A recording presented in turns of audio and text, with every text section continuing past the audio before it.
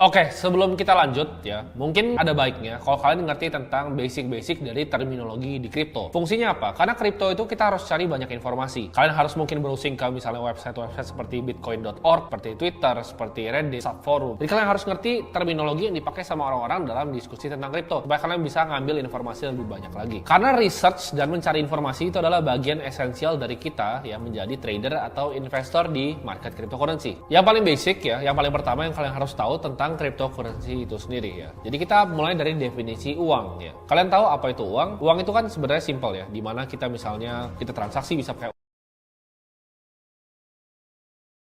uang ya. Uang itu bisa kalian simpan di dompet ya berupa kertas, bisa juga kalian kasih ke tukang parkir berupa koin ya kan. Ada juga di mobile banking kalian masing-masing berupa digital, atau kalian bisa simpan di bank. Kalau kripto sendiri itu sama seperti uang, tapi itu sama sekali nggak ada fisiknya, jadi purely digital. Karena kata-kata cryptocurrency sendiri ya, kripto itu dari kriptografi, yaitu enkripsi uang sebenarnya. Cara kalian bisa akses cryptocurrency kalian ini ya kan, kita kan udah banyak dengar tadi soal blockchain dan lain-lain. Gimana caranya? Yaitu melewati metode yang namanya private dan juga public key. Nah di sini gue mau contohin sederhana ya.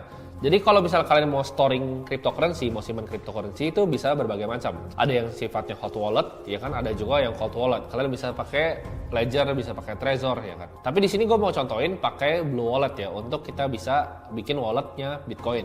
Nah, di sini gue mau langsung contohin ya tentang gimana caranya kita bisa pakai namanya wallet ya. Ini gue akan contohin pakai aplikasi yang namanya Blue Wallet. Jadi private key itu kalau misalnya gue definisikan sederhana ya, private key itu adalah cara kalian bisa akses dana kalian ke dalam kripto. Simpel lagi nih, kalau misalnya lu punya bank ya, anggap wallet ini tuh kayak bank lo. Untuk lu bisa ngelihat saldonya itu harus masukin PIN. Nah PIN itu kan private, itu buat kalian sendiri. Jadi PIN itu nggak boleh di-sharing sama orang siapapun ya. Dan bakal banyak yang coba untuk nipu kalian untuk dapat PIN ATM kalian. Jadi private key ini harus kalian simpan baik-baik. Ini gue akan kasih contoh untuk bikin wallet di Blue Wallet ya. Jadi ini untuk yang Bitcoin only. Kalau kalian di luar Bitcoin, kalian bisa pakai misalnya yang Trust Wallet dan lain-lain. Kalian juga bisa pakai wallet yang ibaratnya cold storage kayak Ledger dan juga Trezor. Tapi ini gue akan contohin yang paling gampang, kalian nggak usah beli ya. Kalian tinggal download aplikasinya dan ini aman. Ini non-custodial wallet, ada di App Store dan Play Store. Dan gratis juga ya. Jadi kalian tinggal di sini pencet add wallet. Di sini ada 3 kan, ada Bitcoin, Lightning, ada Vault ya. Jadi gue akan coba pakai Bitcoin wallet. Jadi kita akan bikin wallet pertama kita. Di sini kita pencet create. Ini walletnya gue nggak akan pakai. Kenapa? Karena private key-nya kalian udah tahu ya. Private key-nya kalian udah tahu. Jadi private key itu adalah 12 kata yang biasa dikasih sama wallet kalian. Jadi di sini kan ditulis wallet has been created. 12 kata ini kalian harus catat di kertas. Kenapa di kertas? Kenapa nggak digital? Karena kalau handphone kalian misalnya kalian service, orang bisa lihat private key kalian ini, habis kalian. Karena dia langsung bisa akses ke kripto kalian semuanya. Jadi yang ini ibaratnya udah kayak PIN ATM kalian 12 kata ini. Jadi simpan di kertas, dicatat dan disimpan baik-baik. Jangan pernah di screenshot, jangan pernah di sharing ke orang-orang. Begitu udah kalian tulis ya, kalian pencet OK, wrote it down, udah jadi wallet kalian. Sesimpel itu. Jadi kalian udah punya wallet baru. Nah, di sini kita bisa lihat nih, kita mau receive ya kan. Yes I have di sini. Kalian lihat kan, ini ada QR nih di sini. Kalian bisa lihat QR ini. Kalau ini yang kalian bisa lihat address ini, kalian mau terima koin, itu pakai yang namanya public key. Jadi yang tadi yang 12 kata itu adalah private key kalian. Sedangkan public key itu adalah untuk kalian bisa menerima kripto. Nah, jadi kalau misalnya kalian mungkin lihat ada donasi, misalnya kemarin perang Ukraina Rusia itu kan ada donasi pakai Bitcoin ya kan. Ada misalnya BC1QZ segala macam. Itu adalah public key-nya. Public key nggak apa-apa lu share. Misalnya gue share public key ini ya.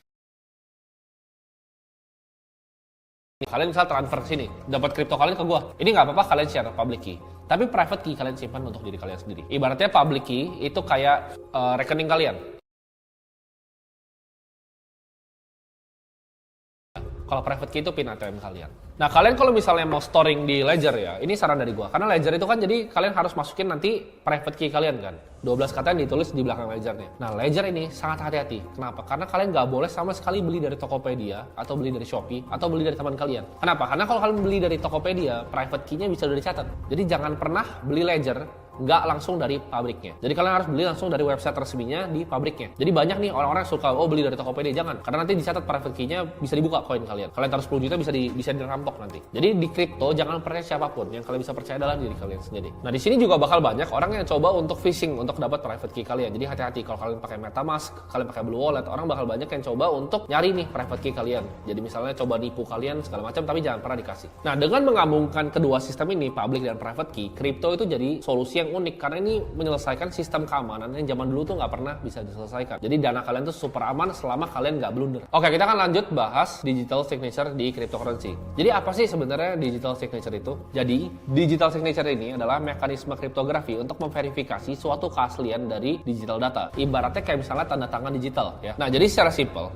digital signature ini sebenarnya itu kayak codingan yang melekat ke suatu dokumen. Nah, fungsinya sebenarnya apa? Setelah nanti itu codingannya di-generate ya, ini jadi bukti verifikasi bahwa dari antara pengirim ke penerima, dokumen ini di tengah itu nggak pernah diotak-atik. Nah, salah satu elemen utama dari digital signature ini adalah hash functions. Nah, proses hashing sendiri ini adalah simple ya sebenarnya.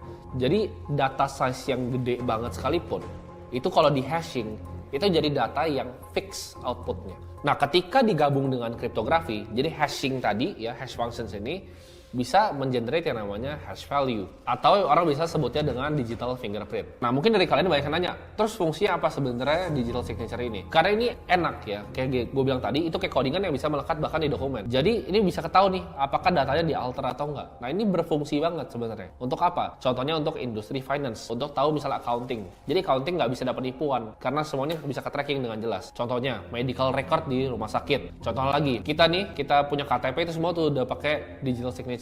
Atau misalnya sertifikat kelahiran kita itu semua bisa diverifikasi lewat blockchain. Apalagi misalnya ini juga bisa diaplikasikan sebenarnya di dunia hukum ya, di mana kontrak ya, legal tanda tangan antara perusahaan ke perusahaan lain itu bisa diselesaikan semua dengan digital signature. Jadi use case-nya sebenarnya banyak banget di kehidupan asli. Nah, fungsi terakhir dari digital signature ini adalah di cryptocurrency sendiri. Jadi kalian bisa verifikasi tuh antara dananya itu bener atau enggak ya, ada di mana, alamatnya di mana.